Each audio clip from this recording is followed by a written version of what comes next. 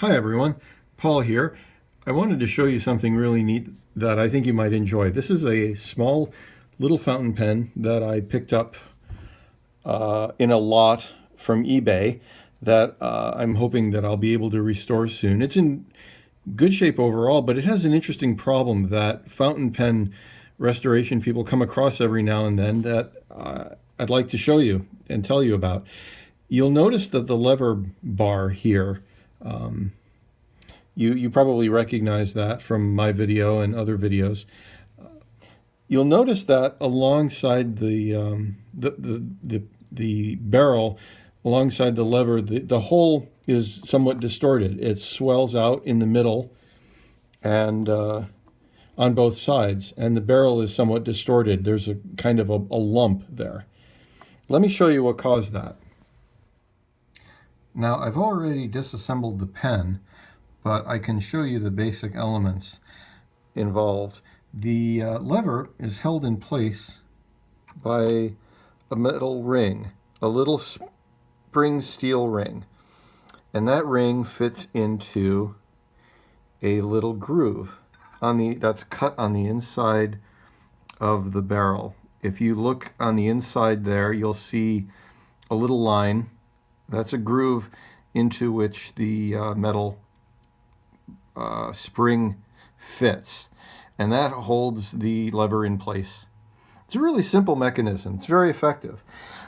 It's very easy to remove, especially in this case, because as you can see, the distortion was so large that the ring had actually, by and large, popped out of the groove already. So all I had to do was push it in a little bit, give it a little twist, and out it came. And you can see the distortion very clearly. Those lines on either of the edges are supposed to basically be parallel, but the situation is this: the material of the barrel is celluloid, and as it shrank over time, which celluloid tends to do, the metal of the coil did not shrink, and so it gradually just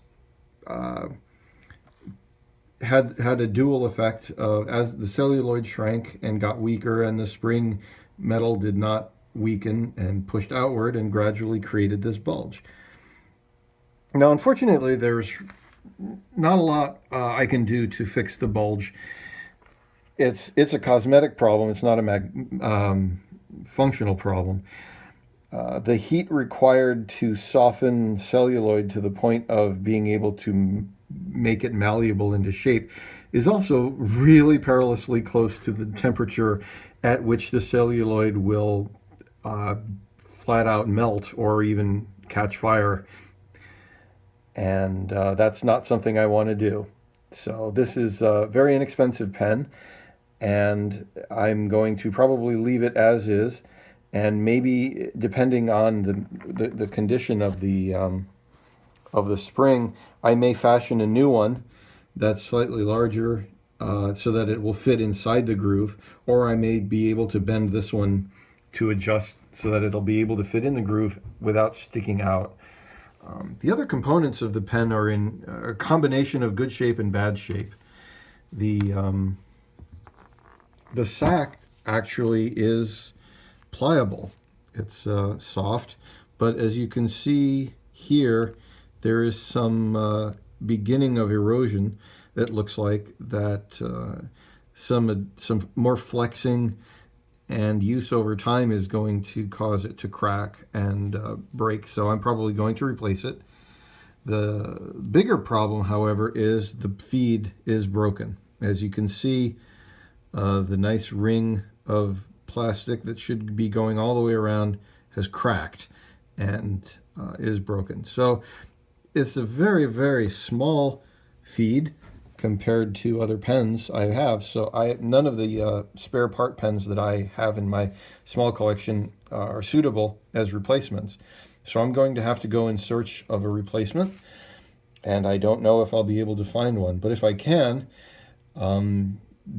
despite the minor aesthetic blemish of the swollen barrel, I think this pen would make a nice little pocket pen to use it on a daily basis.